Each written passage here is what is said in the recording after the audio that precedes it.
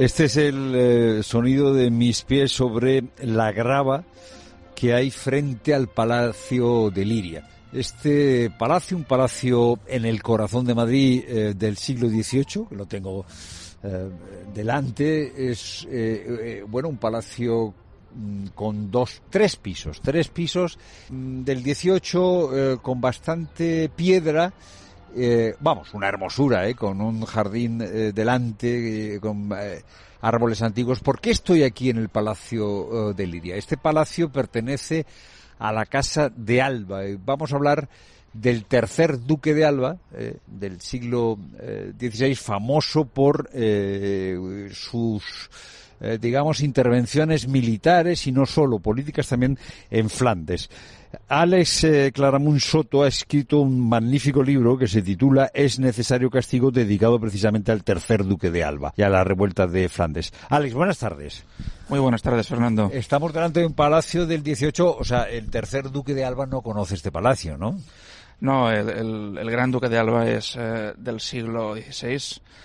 Por resumirlo en pocas palabras, podemos decir que es el gran eslabón entre Carlos V y Felipe II. Es el personaje militar político que aúna ambos reinados. Este palacio entra, en la historia de la Casa de Alba más tarde. Pero aquí está el material, ¿no? Aquí hay archivos, ¿no? Sí, aquí se conserva muchísimo material de archivos, correspondencia del Gran Duque de Alba, y no solamente eso, sino obras de arte encargadas por él, retratos, tapices, una verdadera maravilla. Bueno, pues vamos a entrar, si te parece. Alex, siempre hemos tenido la imagen del Gran Duque de Alba como una especie de brazo de una teocracia, ¿no? El brazo de un imperio que impone una unidad religiosa, que impone una unidad política, cuando en realidad los que luego serían holandeses y belgas no querían nada parecido. ¿Responde a la realidad, a la historia, esta imagen que tenemos del Gran Duque de Alba?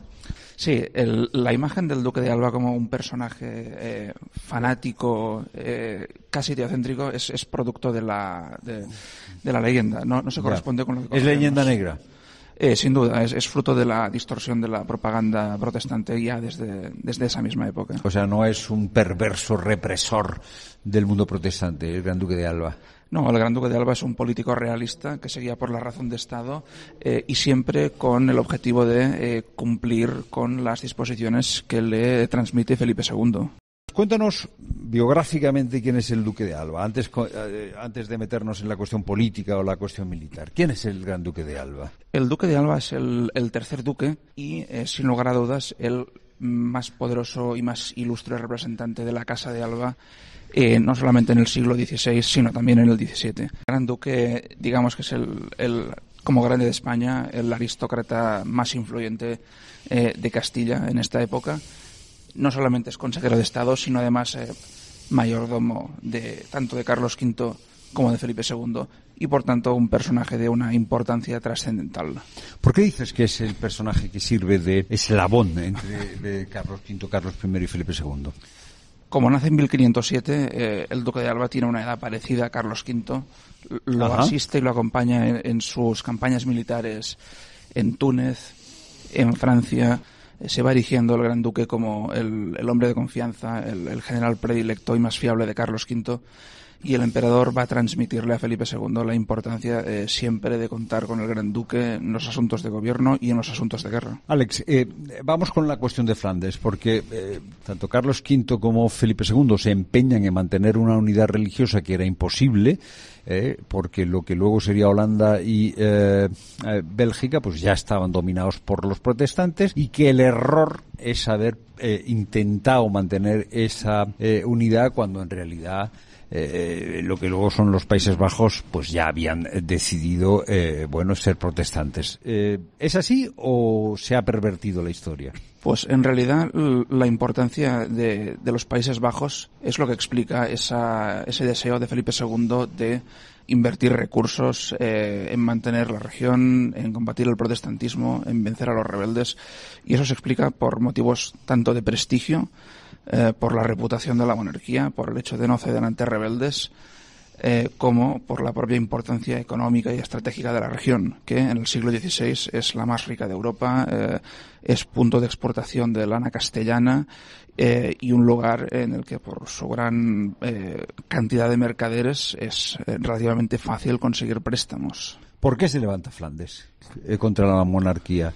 La rebelión responde a una realidad material, a una situación de crisis de subsistencia motivada por el fenómeno climático conocido como pequeña edad de hielo, con un descenso de temperaturas que se traduce en malas cosechas y en catástrofes naturales, como la inundación de Todos los Santos de 1570, de efectos devastadores, y el hecho de que la población se vea en estas difíciles condiciones de vida, junto con la creación de unos nuevos impuestos por parte del duque, es lo que provoca ese malestar social que va a acabar desembocando en la revuelta abierta. Entonces, es una razón económica, es una razón fundamentalmente causada por el hambre y por las consecuencias meteorológicas. ¿Qué tiene que ver Guillermo de Orange en toda esta revuelta?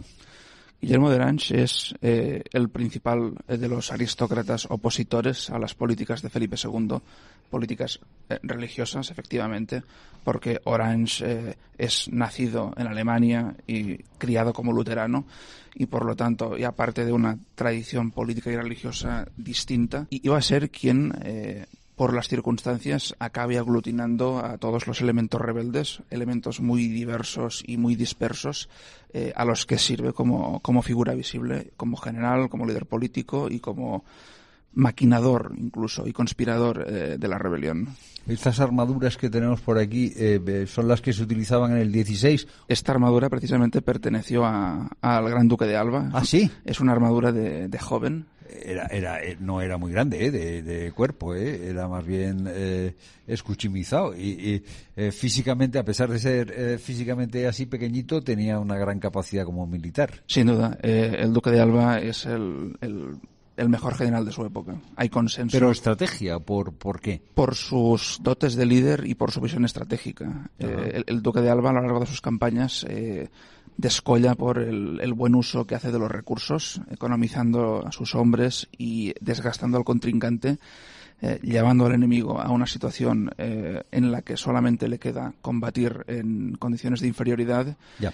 Y precisamente es lo que permite que una y otra vez Alba triunfe sobre enemigos muy diversos. O sea que el señor que estaba debajo de esa armadura era un genio militar. Y luego, como político, porque él consigue reprimir la primera revuelta, se queda como, si no me equivoco, como el delegado de la monarquía allí, hoy diríamos, no sé, el gobernador civil, y siempre se ha dicho que su política es nefasta y que por eso provoca una segunda revuelta. ¿Esto es así? Bueno, las políticas del Duque de Alba, lo que debemos entender es que no son políticas propias, son políticas que desarrolla a partir de unas instrucciones muy precisas y muy minuciosas de Felipe II, que el rey elabora a partir de los consejos de diferentes personajes del ámbito flamenco que lo guían a la hora de tomar las medidas para estabilizar la región y sofocar esos conatos rebeldes. Entonces, el problema es que el Duque de Alba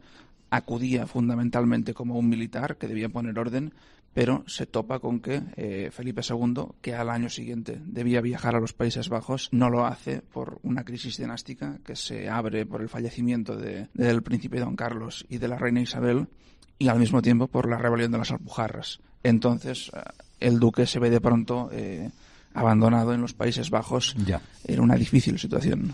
¿Has utilizado para tu investigación material que estará digitalizado, pero que está aquí en la biblioteca del Palacio de Liria? O sea, la biblioteca o el archivo de la Casa de Alba está todo aquí. Aquí se encuentran documentos interesantísimos, la correspondencia del Gran Duque, que además fue editada en los años 50, cartas de Alba con sus comandantes, con sus oficiales, nos permite no solo trazar la imagen del duque, sino también ver cómo actuaba como general. Bueno, pues vamos a ver si podemos pasar a la biblioteca. Entramos ahora en la biblioteca de este palacio. Adelante, pasa Alex, tú primero. Gracias.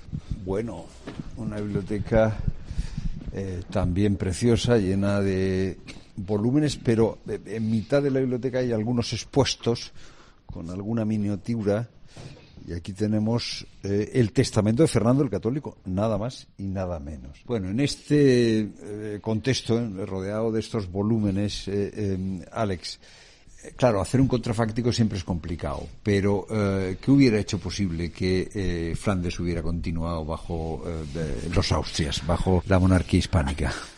Esa es la gran pregunta. Los mismos personajes de la época divagaban sobre ello.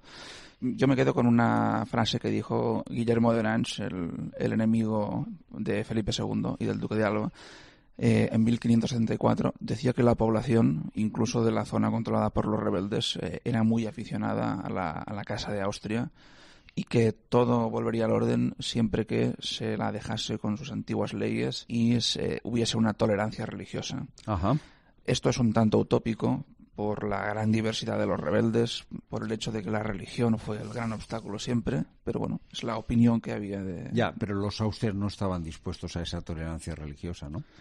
Es cierto, se suele contraponer, ya se hacía en la época, la imagen de Carlos V como un gobernante que era flamenco, más benévolo, los tiempos del buen viejo emperador. Ajá. Pero en realidad en su testamento el propio Carlos V ya le dice a Felipe II que en lo de la religión debe ser inflexible, debe combatir la herejía e impedir su expansión. O sea, no hay discontinuidad entre Carlos V y Felipe II en su política religiosa. Exacto.